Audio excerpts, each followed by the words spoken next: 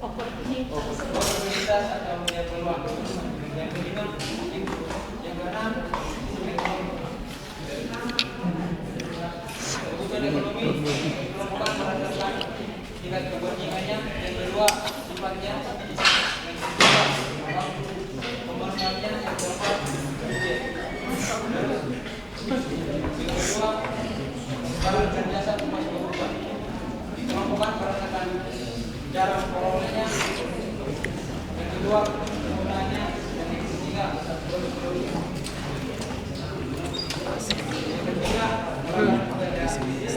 Oh, ada service.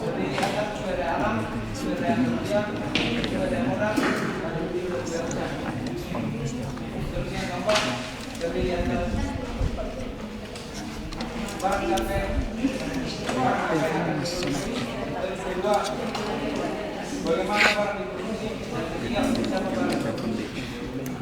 Kelima, peluang. Yang keenam, ekonomi dibedakan antara ekonomi pasar, ekonomi komando, ekonomi jangkauan, Pancasila, kelima, ekonomi syariah.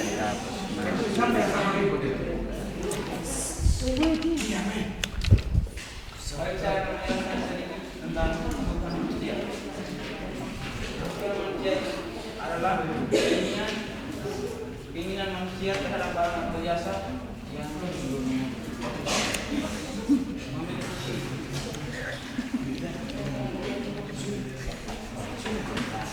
keinginan manusia terhadap barang atau jasa yang dapat memberikan kesenangan jasmani atau rohani. Kebutuhan manusia akan menjalankan tugas menurut tugas kepentingan. Faktor yang mempengaruhi tugas kepentingannya itu kebutuhan primer, kebutuhan sekunder, kebutuhan tersier. Kebutuhan primer adalah kebutuhan yang diperlukan agar manusia bisa bersatu.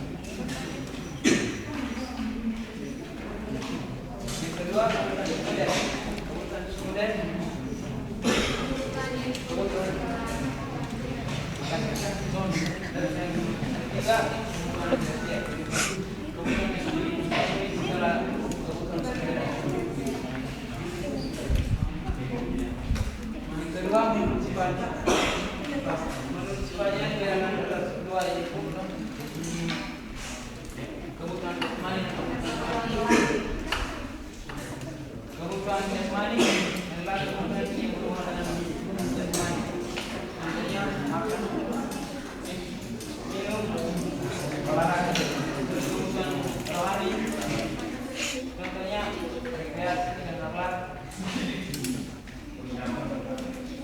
Yang ketiga, waktu manual, kebutuhan sekarang dan kebutuhan yang akan datang.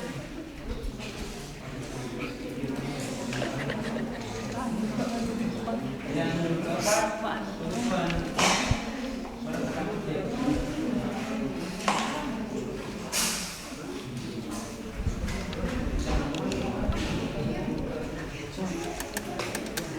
Kebutuhan yang berdasarkan budgetnya ada dua, yaitu kebutuhan individual dan kebutuhan kelompok.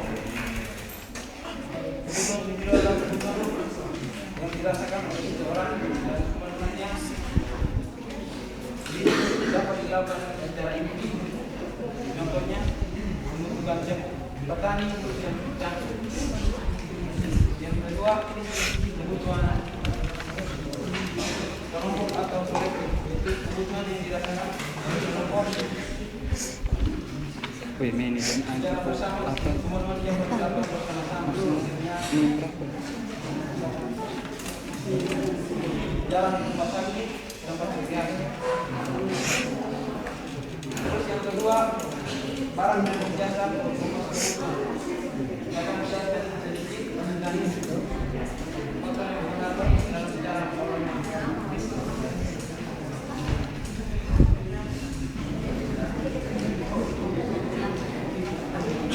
Yang pertama, dari cara perolehnya adalah ada dua, kebutuhan ekonomi, kebutuhan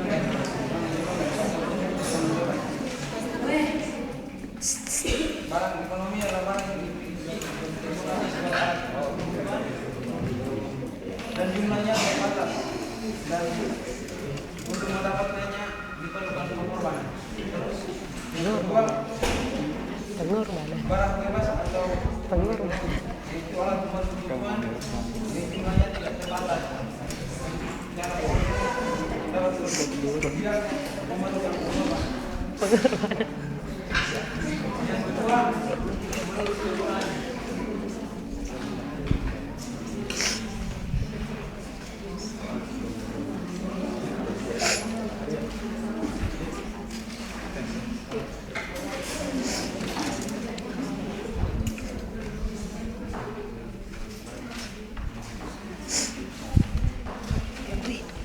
Barang menurut kegunaannya yaitu satu, barang konsumsi tersebut. Barang ini secara langsung dapat digunakan untuk memenuhi kebutuhan manusia. Contoh barang konsumsi yang disebut barang jadi atau barang yang siap dipakai. Yang kedua, barang disebut juga barang modal.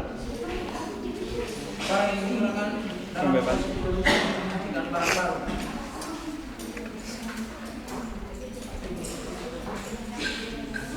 Barang produksi yang akan menjadi dua, yaitu barang produksi yang akan dipakai dalam konsumsi dan produksi. Misalnya tepung terigu untuk membuat roti. Terus yang kedua, barang produksi yang tidak akan dipakai dalam sepanjang produksi. Misalnya mesin-mesin dan barang-barang pabrik.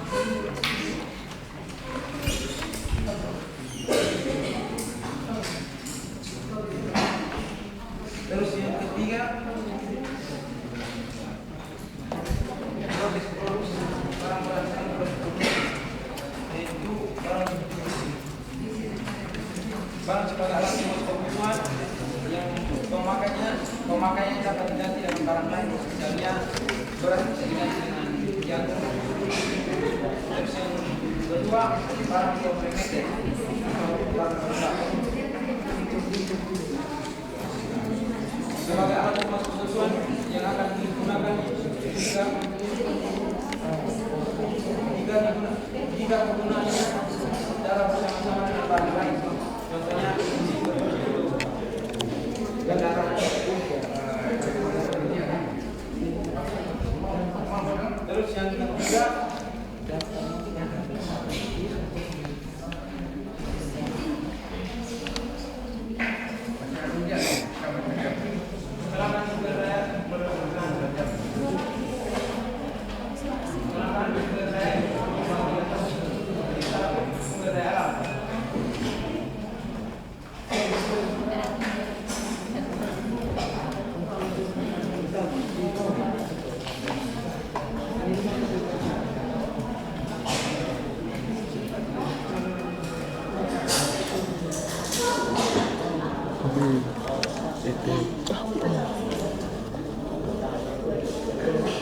Selesai.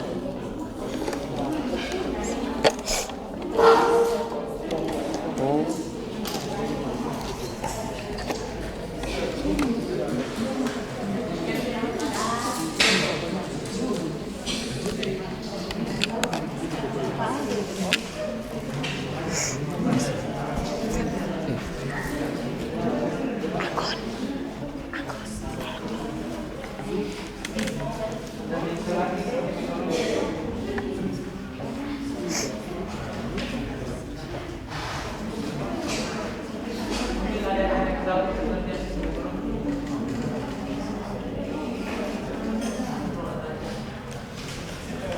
Wih, jawab dia dulu. Izin ekonomi adalah perpaduan aturan-aturan atau cara-cara yang merupakan salah satu kesatuan dan digunakan untuk mencapai tujuan dalam perekonomian. Pertama, ekonomi pasar.